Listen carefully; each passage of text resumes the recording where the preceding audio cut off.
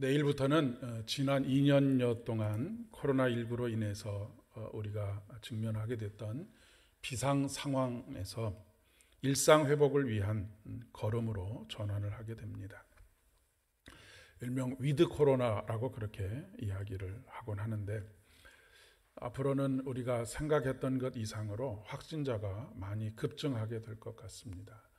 특별히 접종을 하지 않으신 분들을 중심으로 해서 확진자가 급증하게 될 것인데, 앞서서 말씀드린 것처럼 무엇보다도 좋은 백신이 마스크라고 하는 것 꼭 기억하시고 마스크를 잘 착용하실 수 있었으면 좋겠습니다.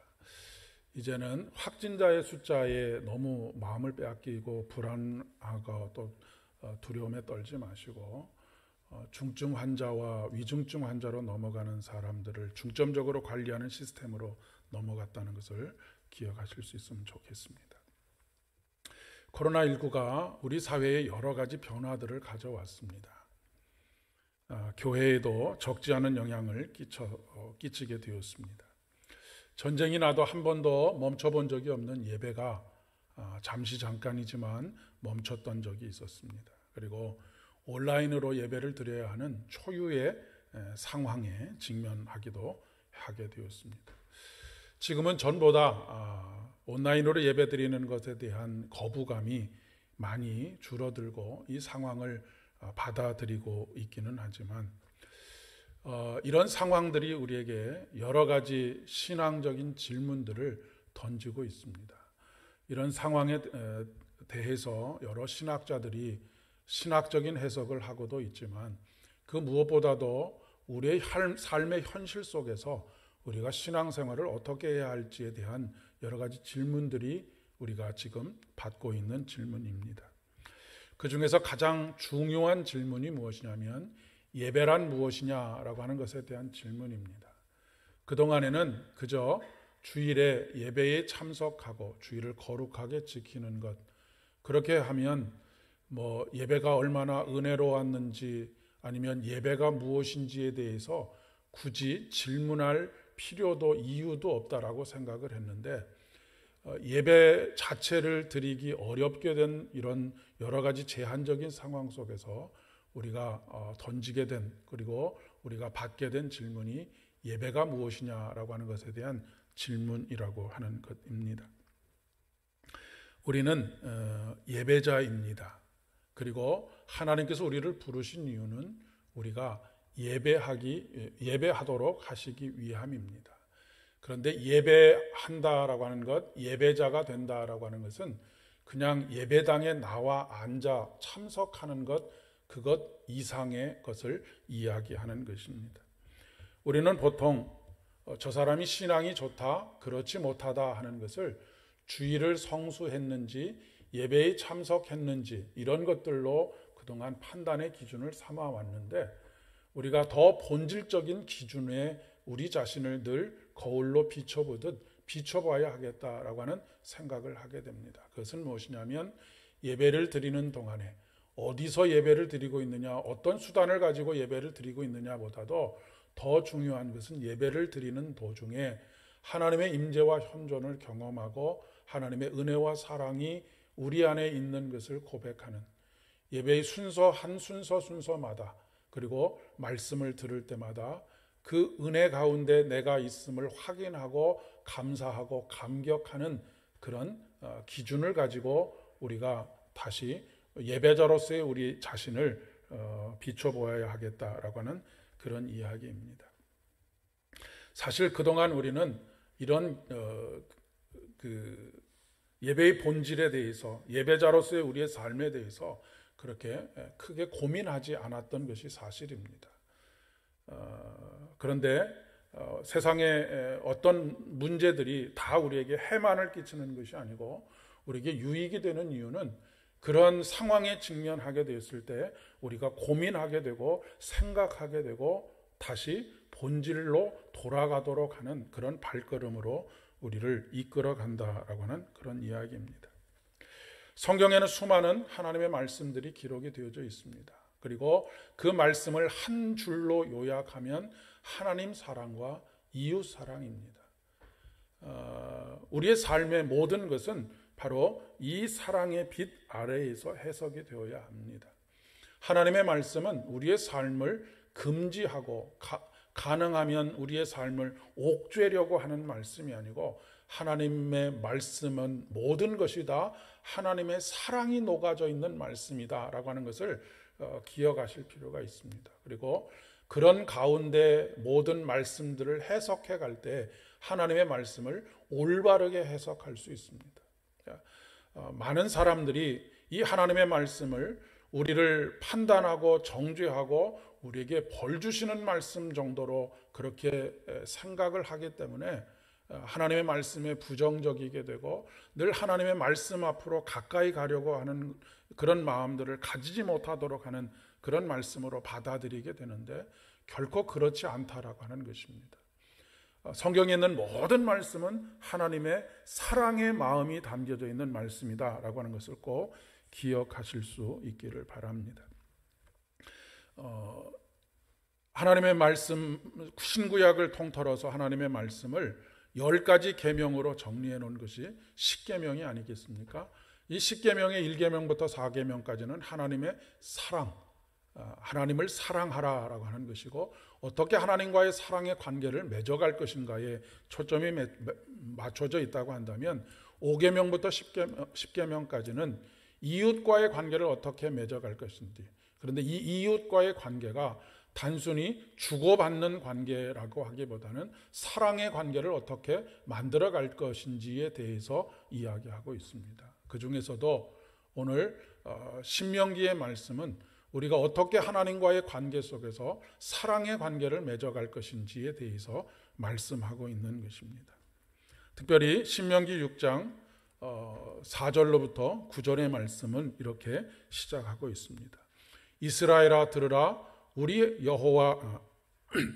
하나님 여호와는 오직 유일하신 여호와이시니 너는 마음을 다하고 뜻을 다하고 힘을 다하여 하나님을 사랑하라 라고 말씀하고 계십니다. 오늘 마가복음 12장의 말씀에서는 거기에 하나 더 붙여서 목숨을 다하여 하나님을 사랑하라 라고 말씀하십니다.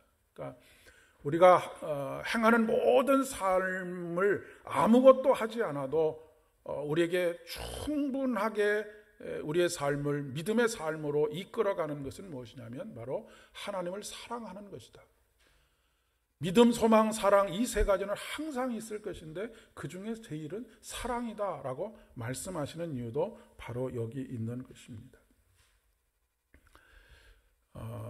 특별히 이 들으라라고 하는 단어로 시작하는 이 말씀을 쉐마라고 합니다. 쉐마라고 하는 것은 들으라고 하는 뜻입니다.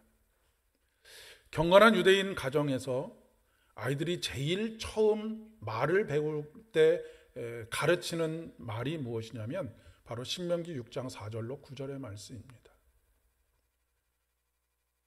우리가 하루를 시작할 때나 아니면 한 달을 시작할 때 무엇을 듣느냐 하는 것이 굉장히 중요합니다. 여러분, 매일매일 우리의 자녀들이 부모에게 어떤 폭언이나 아니면 저주의 말을 들으면서 하루를 시작한다면 하루에 그의 삶은 어떻겠습니까? 그의 입에서 나오는 말과 그의 모든 행동들은 들은 대로 나올 수밖에 없을 것이 아니겠습니까? 그런데 반대로 매일매일 축복의 말과 격려의 말과 칭찬의 말로 하루를 시작하는 자녀는 하루 온종일의 삶 속에서 그런 칭찬과 격려의 말을 누군가에게 해줄 수 있고 그 자신이 우선은 행복한 그런 삶을 살 수 있지 않겠습니까? 이것은 마치 메아리와 같습니다. 우리가 이 산에서 야호라고 소리를 들으면 저 산에서 아니야 라고 하는 대답이 들려오는 것이 아니지 않겠습니까? 우리가 이 산에서 야호라고 소리치면 저 산에서도 야호라고 하는 소리로 메아리가 되어서 돌아오게 되는 것이죠. 특별히 더 좋은 것은 우리가 하나님의 말씀을 듣기만 하는 것보다 더 좋은 것은 날마다 하나님의 말씀을 소리내어서 읽는 것입니다. 소리내어서 읽게 되면 소리내서 읽으면서 하나님의 말씀을 한번 읽고 귀로 하나님의 말씀을 듣고 또 생각 가운데 하나님의 말씀을 생각할 수 있게 되기 때문에 그렇습니다. 성경의 여호와의 율법을 묵상한다라고 할 때 이 묵상이라고 하는 단어 자체가 가지고 있는 뜻이 그런 뜻입니다. 우리는 보통 묵상하면 조용한 가운데 그냥 눈으로 성경 말씀을 읽는 것처럼 생각하기 쉬운데 성경에서 말하는 묵상은 그런 것이 아니고 아주 작은 소리로 읊조리는 것입니다. 오늘 시편의 말씀에서도 내가 종일 하나님의 말씀을 읊조리리이다라고 그렇게 고백하고 있지 않습니까? 이것이 바로 묵상하는 것이라고 이야기할 수가 있겠습니다. 유대인들은 처음 말을 배울 때부터 사는 날 동안 매일 아침 어떤 말씀을 읽고 그러니까 묵상하고 하루를 시작하냐면 바로 신명기 6장 4절로 9절의 말씀입니다. 우리의 삶의 방향과 우리의 삶의 기준을 매일 듣고 고백하는 가운데 하루를 시작하는 것이죠. 그리고 하루 해를 다 지고 잠자리에 들기 전에 다시 묵상하는 말씀이 무엇이냐면 신명기 6장 4절로 9절의 말씀입니다. 마음을 다하고 힘을 다하고 뜻을 다해서 신약에서는 목숨을 다해서 주 너의 하나님을 사랑하라. 그러니까 오늘 하루의 삶의 방향과 기준이 하나님을 사랑하는 일에 초점이 맞춰져 있는지 그것을 점검해보고 또 하루의 삶을 살아오는 동안에 하나님을 사랑하는 일에 모든 초점을 맞추고 살아왔는지를 확인해 보는 것이죠. 특별히 우리에게 이것이 꼭 필요한 이유는 무엇이냐면 여러분 목수가 나무를 자를 때에 자를 가지고 나무를 자르게 되면 정확한 치수의 나무를 자를 수 있게 되는데 그렇지 않고 처음에만 자로 재고 귀찮아서 자꾸 잘라진 것을 가지고 계속해서 나무를 잘라가게 되다 보면 나중에는 길이가 들쭉날쭉하게 되는 그런 우를 범하는 것 같고 똑같습니다. 그러니까 우리가 하나님의 말씀의 근본으로 돌아오는 것, 그 근본은 무엇이냐면 하나님을 사랑하는 것이 우리의 삶의 신앙의 근본이다라고 하는 것을 이야기해 주고 있는 것이죠.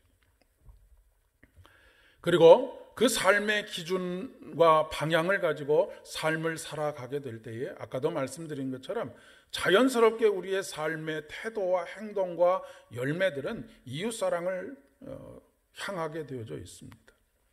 그 말은 우리에게 있어서 이웃사랑이 부족한 것은 하나님의 사랑과 은혜에 대한 깨달음이 부족하기 때문이다라고 이야기할 수 있다는 것입니다. 그런데 우리가 이 하나님의 사랑과 은혜의 깨달음은 어디를 향할 때 더욱더 크게 느끼고 누리게 되느냐면 바로 우리를 위해서 십자가에 달려 돌아가신 보혈의 은혜의 자리로 나아갈 때 우리가 십자가 앞에 서게 될 때 다시 우리가 이 사랑과 은혜를 깨닫게 되는 것이죠. 사도 바울은 이렇게 우리에게 이야기합니다. 사람의 방언과 천사의 말을 할지라도 사랑이 없으면 소리나는 구리와 울리는 꽹과리에 불과하다. 그리고 예언하는 능력이 있어 모든 비밀과 모든 지식을 알고 산을 옮길 만한 모든 믿음이 있을지라도 사랑이 없으면 내가 아무것도 아니다. 내가 내게 있는 것으로 다 내어주어 구제하고 심지어는 몸을 불살라 내줄지라도 사랑이 없으면 아무것도 아니다 라고 이야기하고 있는 것이죠. 우리가 사람의 방언과 천사의 말을 할지라도 예언하는 능력이 있을지라도 또 산을 옮길 만한 믿음이 있을지라도 모든 것을 다 내어 구제하고 자신을 불살라 줄지라도 하나님의 사랑의 이 모든 행위가 연결되어 있지 않으면 아무 소용이 없다라고 하는 것입니다. 그렇기 때문에 중요한 것은 어디서 어떤 수단을 가지고 예배를 드리느냐 하는 것보다 모든 삶의 순간들마다 하나님의 사랑에 연결되어 있는 것이 중요하다라고 하는 것이죠. 흘러넘치는 하나님의 은혜와 사랑을 경험하는 것이 중요한 것입니다. 우리가 일주일에 한 번 드리는 이 예배를 통해서 하나님의 사랑과 은혜를 경험하고 매일매일의 삶의 순간순간들마다 이 하나님의 사랑과 은혜를 깨닫고 공급받음으로 말미암아 우리가 하는 모든 일들, 모든 판단들, 모든 결정들이 하나님의 사랑과 연결되어져 있을 때 그것이 삶의 모든 자리에서 이웃사랑을 통해서 나타나게 되고 열매 맺게 된다라고 하는 것을 이야기하는 것입니다. 그런데 그럼에도 불구하고 우리가 이렇게 현장에서 함께 예배드리는 것이 중요한 이유는 성도 간의 구체적인 교제가 일어나는 자리이기 때문에 그렇습니다. 우리가 하나님의 사랑을 경험하는 것으로 끝내도 된다고 한다면 뭐 어디서 예배를 드린든 무슨 상관이 있겠습니까? 그런데 우리가 이 사랑이 구체적으로 이웃을 향한 사랑 그리고 성도들을 향한 교제로 나아가기 위해서 현장에서의 예배가 중요한 것이죠. 눈에서 멀어지면 마음에서 멀어진다라고 하는 말이 있지 않습니까? 우리가 1부, 2부로 나누어져 있고 또 온라인과 오프라인으로 나누어져 있는 이런 상황 속에서 한 달, 두 달, 반년, 1년 이렇게 얼굴을 보지 못하면 기억에서 가물가물해지게 되는 것이 너무나 당연한 것이 아니겠습니까? 그런데 문제는 우리가 하나님의 임재와 현존을 경험하는 일이 정말로 쉽지 않다는 것입니다. 사실 저도 이 앞에서 예배를 인도하고 있지만 매주일 감사와 감격에 벅차서 예배를 인도하고 말씀을 전하는 것이 아닙니다. 때로는 마음이 곤고할 때도 있고 때로는 그 사랑이 더욱더 갈급할 때가 있는 것이 사실입니다. 제가 기본적으로 이 강단에 올라올 때에는 하나님, 제가 예배 인도자로 올라가는 것 되지 않게 해주십시오. 제가 설교자로 올라가는 것 되지 않게 해주십시오. 제가 하나님 앞에 예배자이기를 원합니다. 제가 먼저 은혜가 필요합니다. 제가 먼저 사랑의 깨달음이 필요합니다. 그리고 제가 억지로 만들어내는 말씀이나 어떤 삶이 아니라 그 사랑에 감격하고 은혜에 감격한 그런 것들이 자연스럽게 흘러나가는 그런 인도자요 설교자가 되게 해주십시오라고 그렇게 고백하며 이 단을 오르게 됩니다. 그런데 우리가 늘상 경험하는 것처럼 우리는 늘 실수와 실패를 경험합니다. 일상적인 삶에 있었을 뿐만 아니라 영적인 삶에 있어서도 마찬가지입니다. 그런데 우리가 한 가지 기억해야 할 것은 우리는 늘 넘어졌다 일어났던 경험들을 가지고 있다라고 하는 것입니다. 여러분, 갓난아기가 뒤집기를 하고 배밀이를 하고 그리고 일어나서 걷게 될 때까지 몇 번을 넘어졌다 일어나는 줄 아십니까? 평균 2000번 정도를 넘어졌다 일어납니다. 우리는 이미 그런 승리의 경험들을 가지고 있습니다. 넘어졌다 일어난 경험들이 있다는 말씀입니다. 무려 2000번이나 넘어졌다 일어났던 경험이 있습니다. 그렇기 때문에 우리가 어떤 순간이라도 어떤 상황 속에서라도 넘어졌으면 일어나면 되는 것이구나 라고 하는 것을 생각하시면 됩니다.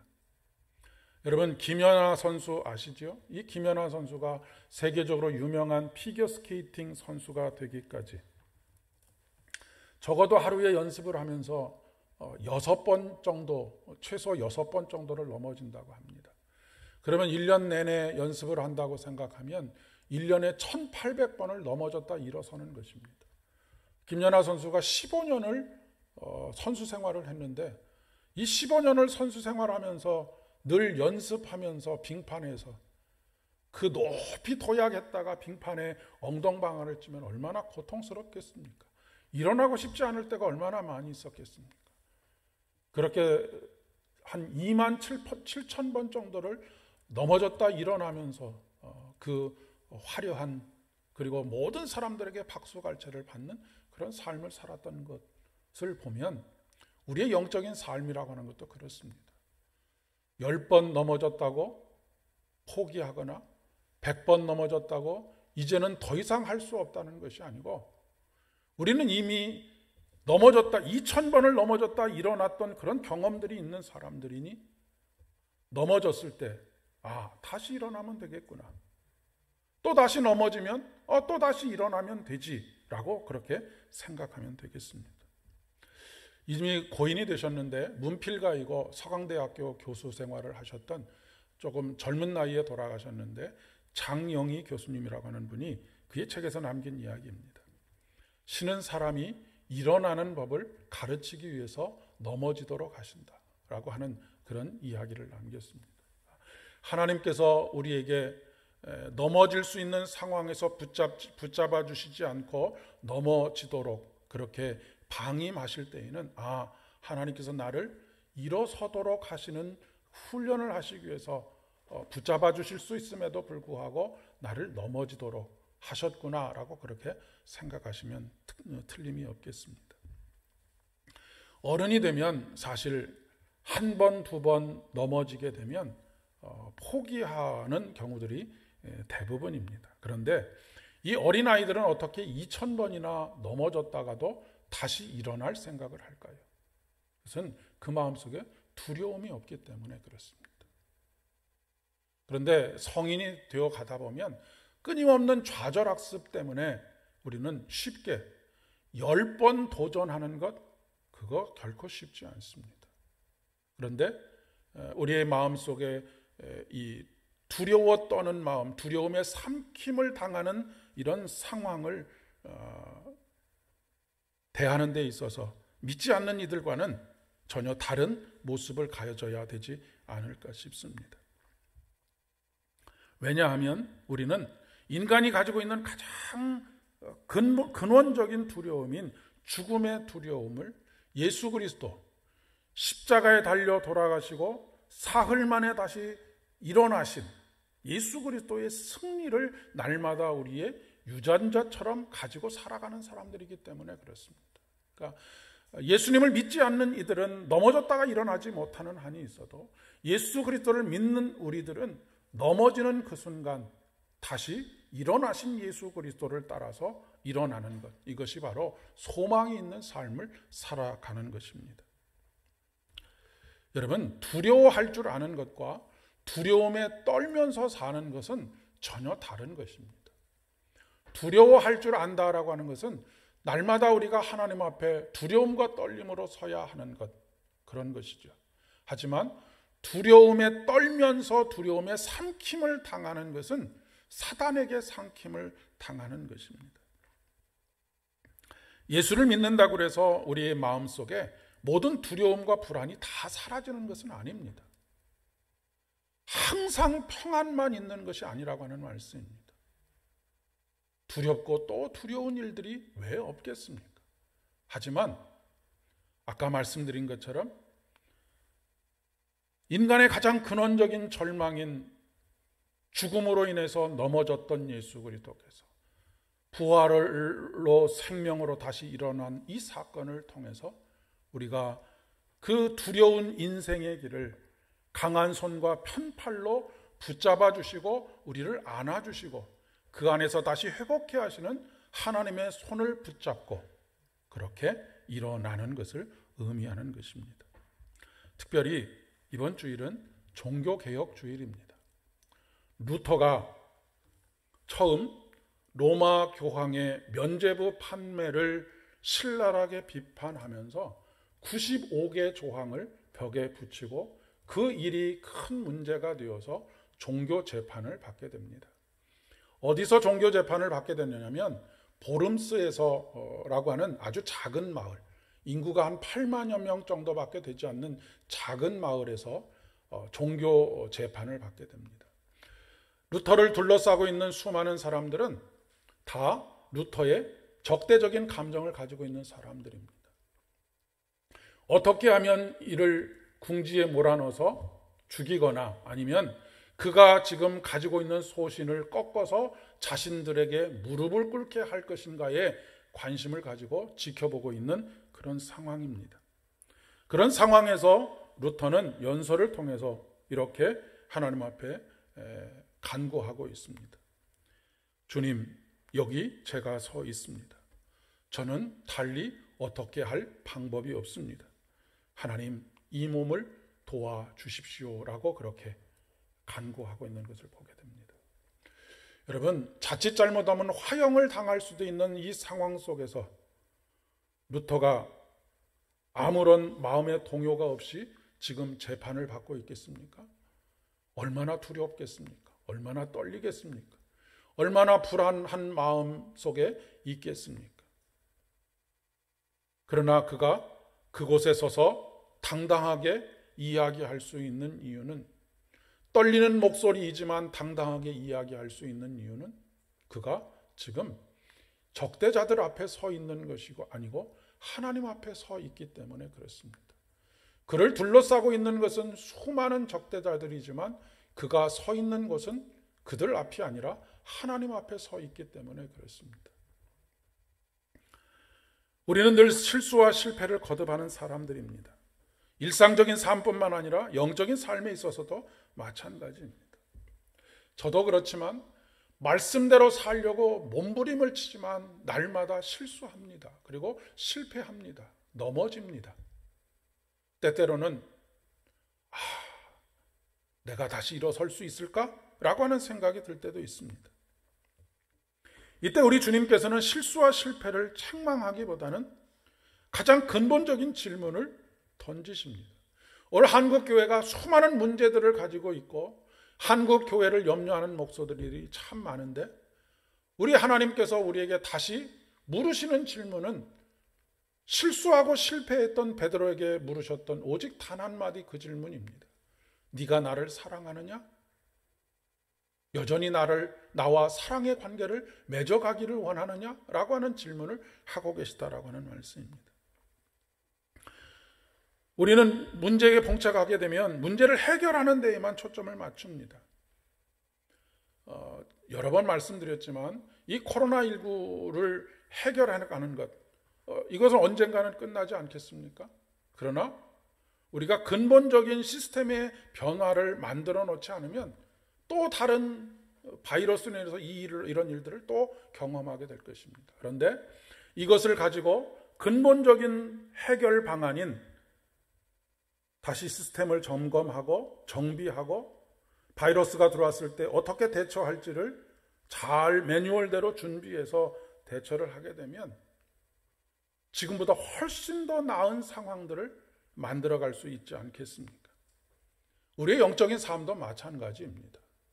우리가 문제를 해결하기 위해서 절절하게 하나님 앞에 무릎 꿇고 간구하는 것도 중요하지만 우리 마음속에 하나님을 사랑하고 그 사랑과 은혜가 얼마나 큰지를 날마다 깨닫게 되면 그 어떤 문제가 와도 그 어떤 두려움이 찾아와도 우리가 그 두려움에 삼키지 않고 두렵고 힘들고 어렵지만 우리 주님 손 꽉 붙잡고 매일매일의 삶을 걸어갈 수 있지 않겠습니까?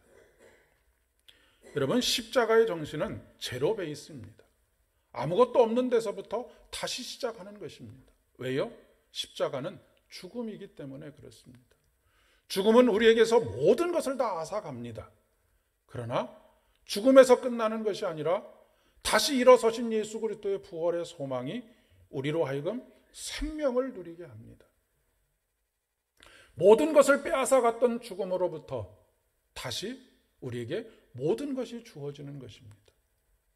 왜 모든 것이 주어진다고 말씀을 드리냐면 예수는 우리의 모든 것이기 때문에 그렇습니다. 부활은 새로운 시작을 의미하지 않습니까? 사도 바울은 이렇게 고백합니다. 나는 날마다 죽노라. 여러분, 나는 날마다 죽노라. 어떻게 이 말씀을 해석해야 할까요? 어떻게 하면 우리는 날마다 죽을 수 있습니까? 그 말의 의미는 바로 나는 날마다 십자가 앞에 서고 그 십자가로 말미암아서 나를 대신해서 죽으신 예수 그리스도, 그분이 우리를 향하여 가지고 계시는 은혜와 사랑을 깨달으면서 삽니다라고 하는 것입니다. 일주일에 한 번 이 은혜를 깨닫는 것이 아니고 한 달에 한 번, 어쩌다 한 번, 일생에 한두 번 깨닫는 것이 아니라 사도 바울은 날마다 은혜와 사랑을 깨닫고 살고 있습니다 라고 그렇게 고백하고 있는 것입니다. 그러니 그가 하는 말과 그가 하는 행동과 그가 가지고 있는 모든 태도가 이 하나님의 사랑받고 있음으로부터 흘러나가게 되는 그런 삶을 살게 된다라고 하는 그런 이야기가 아니겠습니까? 사랑하는 여러분, 내가 가진 모든 것들이 다 사라진다고 해도 두려워할 것은 없습니다. 아니, 문제 앞에서 두려워 떨지 마시기를 바랍니다. 오직 하나님 앞에서만 두려움과 떨림으로 서실 수 있기를 바랍니다. 사도 바울은 이렇게 선언합니다. 누가 우리를 그리스도의 사랑에서 끊으리요? 환난이나 곤고나 박해나 기근이나 적신이나 위험이나 칼이랴? 라고 우리에게 도전하고 있습니다. 그렇습니다. 여러분, 코로나19라고 하는 환난, 곤고, 박해, 기근, 적신, 위험, 칼, 이런 것들이 우리를 하나님의 사랑에서 끊을 수 없습니다. 그리고 이 모든 일에 우리를 사랑하시는 이로 말미암아 우리가 어떻게 한다고요? 넉넉히 이기느니라 말씀하십니다. 어떤 삶을 살 때요? 하나님을 사랑하는 삶을 살게 될 때, 하나님의 사랑과 은혜에 날마다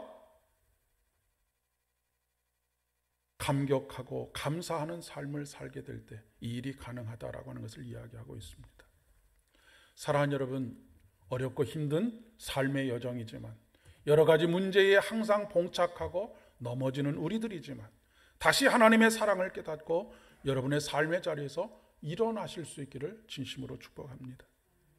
하나님께서 우리를 사랑하심으로 말미암아 우리는 넉넉히 이기게 될 것이기 때문에 그렇습니다.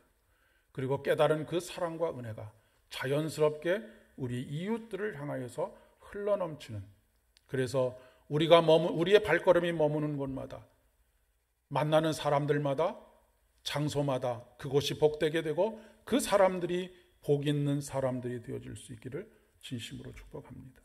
이것을 깨달은 서기관들에게 예수님께서 하신 말씀이 무엇입니까? 내가 하나님의 나라에서 멀지 않도다라고 말씀하십니다. 이번 한 주간의 삶 속에서도 이 하나님의 사랑을, 이 하나님의 은혜를 더욱 가까이서 경험하면서 살아가는, 그래서 궁극적으로는 시편에 있는 말씀처럼 지존자의 은밀한 곳에 거하는 자의 기쁨으로 날마다 춤추게 되는 저와 여러분의 삶 되실 수 있기를 진심으로 축복합니다. 기도하겠습니다. 은혜가 풍성하신 주님, 오늘도 이 사랑과 은혜를 깨닫게 하여 주시니 진심으로 감사를 드립니다. 주님, 날마다 그 사랑과 은혜에 감사하고 감격하며 우리의 마음을 흘러넘쳐 우리를 보내시는 그곳에서 주의 은혜와 사랑을 전하며 주의 복을 누릴 수 있도록 은총을 더하여 주시옵소서. 예수님의 이름으로 기도합니다.